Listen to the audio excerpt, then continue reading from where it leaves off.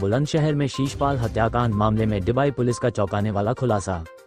मृतक के चाचा ने ही 2 लाख की सुपारी देकर कराई थी शीशपाल की हत्या। पूर्व में नशे की हालत में चचेरी बहन को गलत नियत से पकड़ चुका था शीशपाल। घटना का विरोध करने पर चाचा रामेश्वर की भी शीशपाल ने की थी पिटाई।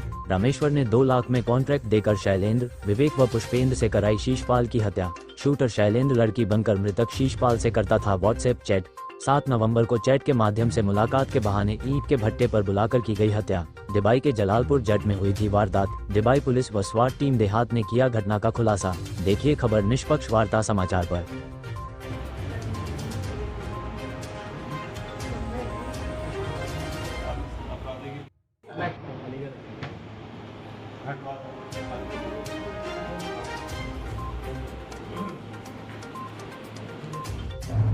सात तारीख की रात को थाना डिबई के जलालपुर गांव में एक ईंट भट्टे के पास एक बॉडी मिली थी, जिसकी शिनाख्त शीशपाल के रूप में हुई थी। ये बाहर काम करता था, सेल्समैनी का।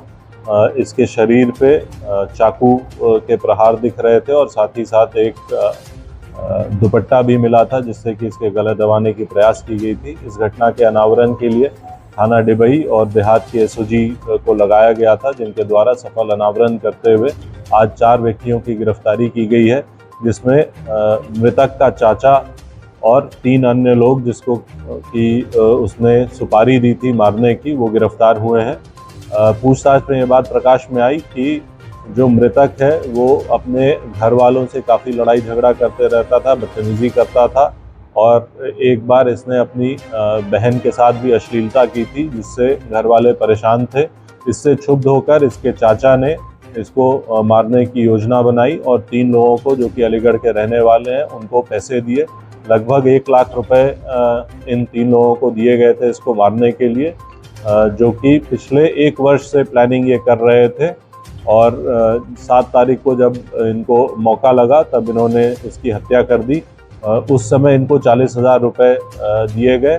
उस 40,000 में से 12,000 रुपये घटना में प्रयुक्त चाकू और मृतक का मोबाइल फ़ोन, जिसको कि जलाकर साक्ष्य मिटाने का प्रयास किया गया था, वो इनके पास से बरामद हुआ है। इन चारों अभियुक्तों को पूछताछ के आधार पर न्यायिक अभिरक्षा में भेजा जा रहा है। इस घटना को कारित करने के लिए इनमें से एक व्यक्ति शैलेंद्र ने अपनी वाइफ की फ़ोटो लगाकर एक व्हाट्सएप बनाया और उससे मृतक से बात करता था और उसको लुभा करके घटनास्थल पर बुलाया और ख़ुद वो चुन्नी पहन के वहाँ बैठा हुआ था।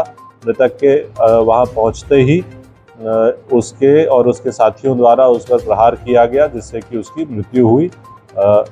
इस पूछताछ के आधार पर, अन्य साक्ष्य संकलन के आधार पर इन सभी अभियुक्तों को न्यायिक अभिरक्षा में प्रस्तुत किया जा रहा है। क्या ये कोई प्रोफेशनल किलर्स हैं? अब तक की पूछताछ और जानकारी के अनुसार इनका पूर्व का कोई आपराधिक इतिहास नहीं मिला है। जो अभी बात सामने आई है वो ये है कि इनको पैसों की आवश्यकता थी।